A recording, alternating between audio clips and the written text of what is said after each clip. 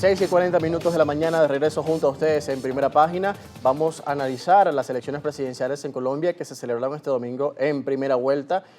Hoy justamente analizábamos también lo que ha sido la figura de Abelardo de la Espriella, quien ha posicionado su proyecto político en el primer lugar de esta primera vuelta presidencial, seguido de Iván Cepeda, el candidato oficialista del Pacto Histórico.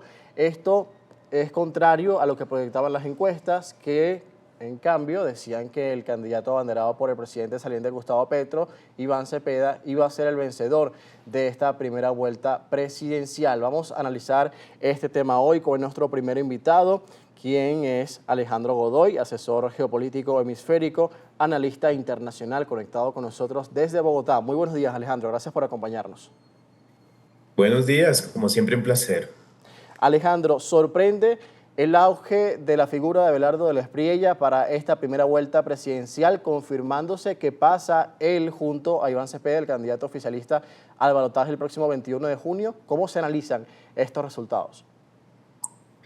Bueno, sin duda el enfrentamiento entre Abelardo de la Espriella y Iván Cepeda no es simplemente una disputa entre dos candidatos, representa dos visiones de país profundamente distintas. En este caso, los resultados de la primera vuelta de 2026 muestran que Colombia entró en una fase de polarización ideológica muy marcada, similar a la observada en otros países de América Latina y en democracias occidentales durante la última década. Así es, Abelardo de la Espriella, un abogado bastante reconocido en los últimos 20 años aquí en Colombia, en varios casos insignia, como han sido, por ejemplo, el de una captadora de dinero ilegal que se llamó DMG en su momento, y otros casos también en la opinión pública, como feminicidios y demás, y también tener una personalidad, podríamos decirlo, extravagante en el sentido que ha tenido empresas relacionadas con producción de vinos, ha sacado discos, es decir, ha sido cantante de ópera. Entonces, lo que consideramos como un outsider, como alguien fuera de la política, es esta figura que además sorprende, así es como anunciabas, porque solamente en una encuesta llamada Polymarket decía que él tenía el 68% de posibilidades de llegar a la presidencia de Colombia. Así que en este orden de ideas, pues resulta interesante ver que le saca casi 700.000 votos a quien es el candidato del oficialismo, Iván Cepeda, y sin embargo también sorprende porque es un suceso histórico que el actual presidente de la nación, Gustavo Petro, no reconoce el preconteo, es una ocasión histórica en este sentido, Claro. y que solamente con lo que suceda, con lo que digan los jueces, va a reconocer realmente este conteo.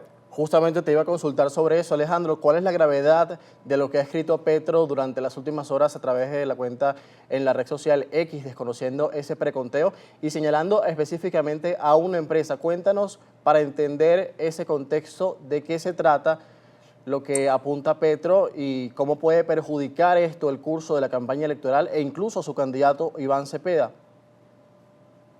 Así es, esto va a generar que haya mayor polarización, por supuesto, entre las dos orillas ideológicas, derecha e izquierda, como lo llamamos en Colombia. Si bien el presidente no tiene ninguna injerencia, es decir, no es quien puede dar o no el permiso de que se dé la segunda vuelta electoral en Colombia, porque el organismo es la registraduría. Lo preocupante del asunto es que se debe establecer unos dineros que son en pesos colombianos 900.000 millones para la segunda vuelta electoral y lo tiene que girar aquí en Colombia el Ministerio de Hacienda, en este caso específico. Entonces queda ahí una zona gris bastante importante sobre lo que se puede hacer.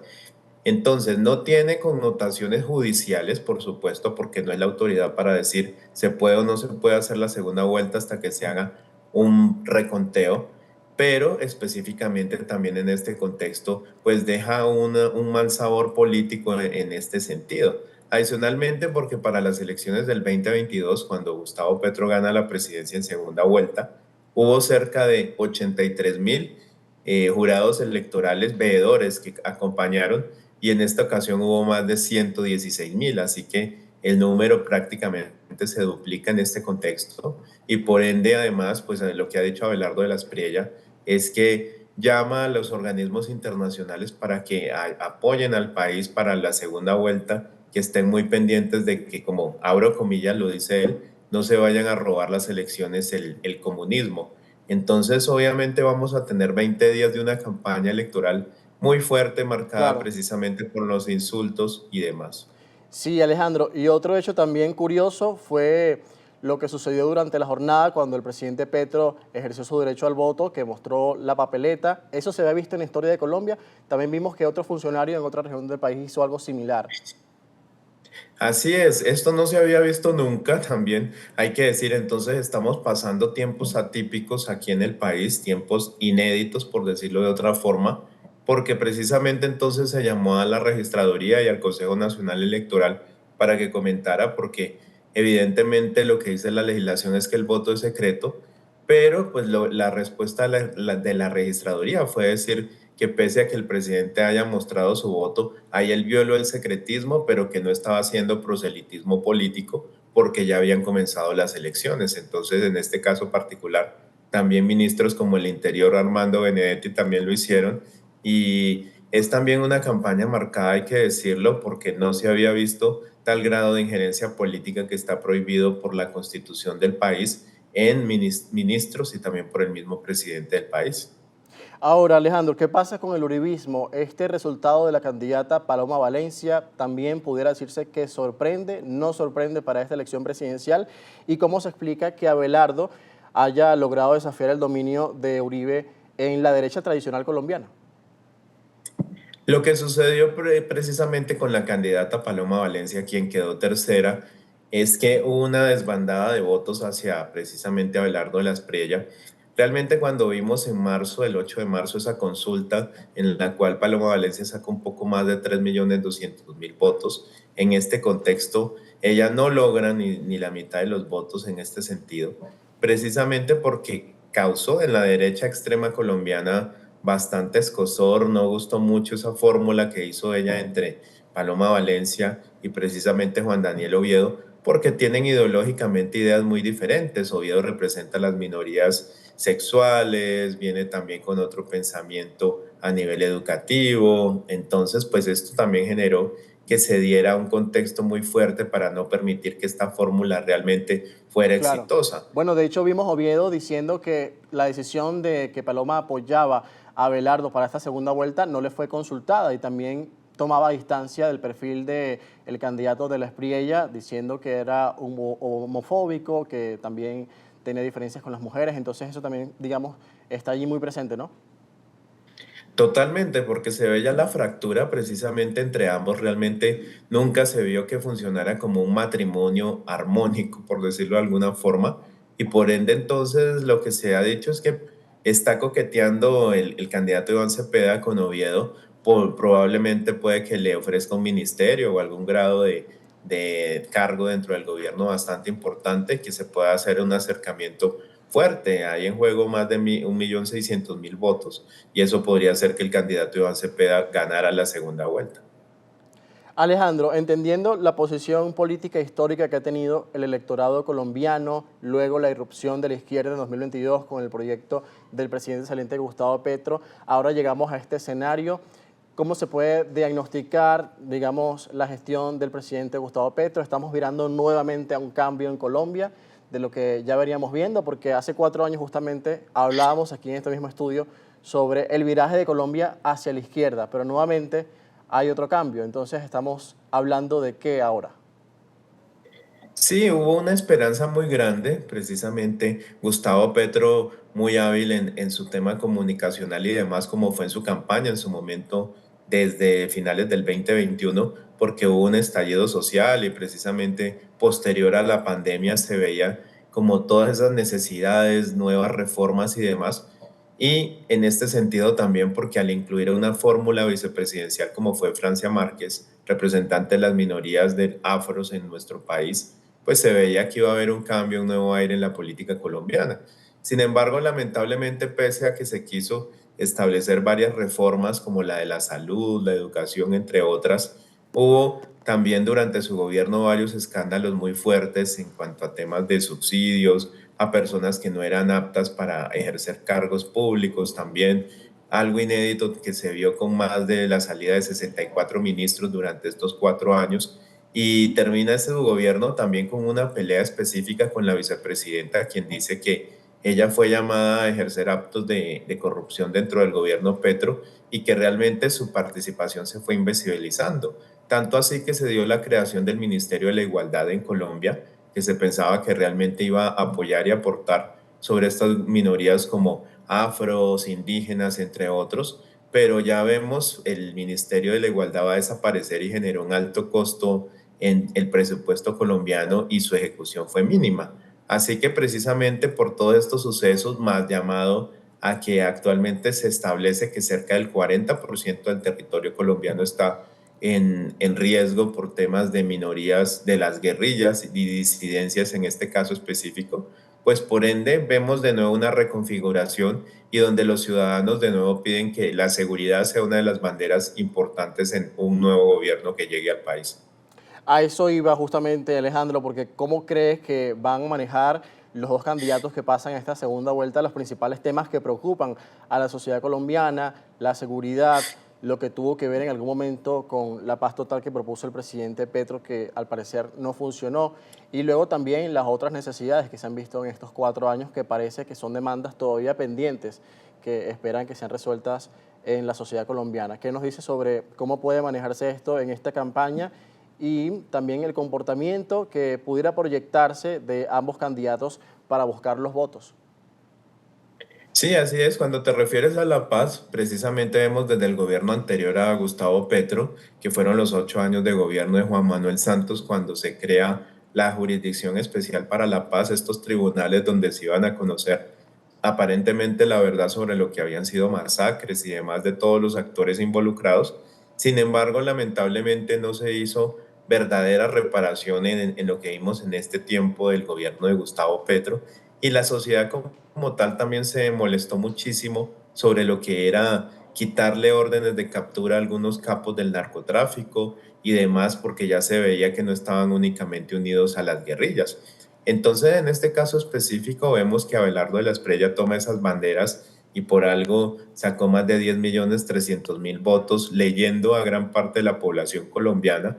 Y lamentablemente, pues durante estos años la polarización política en el país se fragmentó más. Entonces vemos una postura específica en el sur del país, muy de apoyo a Iván Cepeda y demás, con los temas de minorías étnicas, con los temas de derechos humanos. Y ya lo sabemos, no es secreto que dentro de las banderas de Iván Cepeda siempre ha estado establecer una postura de responsabilidad sobre sucesos de violencia sobre el expresidente Álvaro Uribe. Entonces, ese es un caso específico también. Claro. En el caso de Abelardo de la Espriella, pues viene con el tema de la seguridad, también habla dentro de sus banderas políticas de cuando se acabe el gobierno de Gustavo Petro, entre comillas, extraditarlo a los Estados Unidos. Y recordar también que en este campo de acción, por supuesto, genera mucho cercanía con el elector específico que se busque dar mayor seguridad dentro del Estado colombiano. Así que vamos a ver unos 20 días de campaña muy fuertes, de insultos de un lado, del otro, Claro. pero a mí lo que más me preocupa es que no se vayan a conocer realmente las propuestas, no las hemos visto de fondo de los candidatos en cuanto a economía, derechos humanos, paz y demás. Claro, eso es lo que más preocupa, incluso lo que más dicen los analistas y expertos, como en tu caso, Alejandro. Ya para finalizar en este último minuto, brevemente, ¿crees que se moderen los candidatos o más bien continúen subiendo el tono en lo que queda de campaña? Lamentablemente lo que veo y que es muy ganador, porque como decimos popularmente, pan y circo para el pueblo y visto en una campaña que va a estar también, como sabemos, un tiempo dentro del Mundial de Fútbol, entonces lo que se espera uno es que haya una alta abstención para la segunda vuelta electoral el 21 de junio, en este caso específico. Y segundo, para nada, no creo que se vayan a moderar, sino lamentablemente van a exacerbar más su discurso precisamente para ver cómo pueden rasgar más votos de los que no votaron por ellos en la primera vuelta electoral. Muchísimas gracias por tu tiempo, Alejandro, por acompañarnos y también explicarnos el contexto de estas elecciones presidenciales en Colombia. Gracias. Como siempre, un placer. Feliz comienzo de semana. Igualmente para ti. Alejandro Godoy, asesor geopolítico hemisférico, analista internacional, a esta hora desde Bogotá. Vamos a continuar en la línea de esta primera vuelta presidencial en Colombia y también lo que fue el electorado colombianos en Venezuela. El embajador de Colombia en nuestro país, Milton Rengifo, calificó como exitosa la jornada electoral de este domingo, donde participaron entre 20.000 y 22.000 colombianos residentes en Venezuela. El diplomático confirmó que este lunes, a partir de las 6 de la mañana, se realizará la reapertura formal de la frontera entre Colombia y Venezuela, restableciendo el panorama binacional a su curso habitual. Mayeli Angarita nos amplía los detalles. La jornada electoral hoy aquí en Venezuela transcurrió en completa normalidad, ningún incidente, ninguna denuncia, ninguna queja, lo que nos tiene pues bastante tranquilos y contentos. En Caracas tenemos 6.507 durante toda la semana, de lunes 25 a domingo 31 de mayo. ¿Y en Táchira y Zulia? En el Zulia tenemos una votación de 3.028 votantes y disminuyó bastante Maracaibo frente a la parlamentaria. Eran las palabras del embajador de Colombia en Venezuela, Milton Rengifo, a propósito de esta jornada electoral. Y ahora, amigos, vamos a hacer un contacto con la periodista Elda Primera, nuestra colaboradora en el estado de Antioquia, quien hizo un recorrido por diferentes centros de votación y nos resume cómo se vivió la jornada electoral en la ciudad de Medellín. Buenos días para ti, Elda. Muy buenos días, amigos de Primera Página. Un saludo, José Enrique Robles, desde acá, desde Colombia y específicamente desde la ciudad de Medellín. En esta mañana estamos llevando a ustedes lo que son los detalles de lo que fue ese recorrido que estuvimos haciendo ayer en todos los centros más importantes donde se desarrolló la jornada electoral para escoger al próximo presidente de Colombia. Podemos ver un poco en las imágenes el trabajo que se realizó y por supuesto la opinión de los electores colombianos. El ejercicio del voto, sencillo, a pesar de que había mucha gente, es muy rápido porque hay muchas mesas para votar y sencillito. Su aspiración en esta elección del 2026 al 2030, ¿qué desea para su Colombia? Que mejoren las condiciones económicas y sociales para la población y que mejoren las condiciones de víctimas para las personas aquellas que están con problemas de víctimas en los diferentes territorios del país. No, muy rápido, excelente, muy organizado. ¿Cuánto tiempo tardó entre, digamos, llegar al centro de votación y ejercer su derecho? 15 minutos. Alrededor de 15 minutos. ¿Solamente la cédula de identidad fue necesaria? Sí, exacto, solamente eso. No, está todo muy tranquilo, relajado y todo está muy bien. La experiencia normal. Ejercemos el derecho al voto como todo ciudadano colombiano. ¿Cuánto tiempo más o menos se tardó entre llegar y ejercer el voto? Como estoy en mis funciones laborales, aproveché que estaba por acá cerca, aproximadamente 4 o 5 minutos. ¿Qué aspira para los próximos años en su país? Pues que todo sea mucho mejor en todos los aspectos. Una jornada que se caracterizó por el civismo y la colaboración de los distintos organismos que convergieron en esta jornada electoral, entre ellos la Registraduría, la Procuraduría y la Fuerza Pública encabezada por la Policía Nacional para garantizar el derecho a voto de los colombianos. Como ya es sabido, ¿verdad? Pasamos a una segunda vuelta donde Iván Cepeda, quien es el candidato del partido de gobierno, queda en segundo lugar detrás de una nueva fuerza política representada por Abelardo de la Espriella, quien es el inminente ganador de esta primera vuelta. Un trabajo duro que van a tener que realizar estos dos candidatos, quienes pasan a segunda vuelta y de quienes les estaremos ofreciendo detalles de cómo será o quién será entre ellos dos el próximo presidente de Colombia en esta segunda vuelta que se va a llevar a cabo el próximo 21 de junio, donde también estaremos allí para brindarle todos los detalles. Así llevamos a ustedes la información en el día de hoy y por supuesto les invitamos a mantenerse atentos de cómo se desarrolla esta jornada electoral en esa segunda vuelta en los próximos días. En la cámara de Roger Marrufo reportó para ustedes Elda Primera.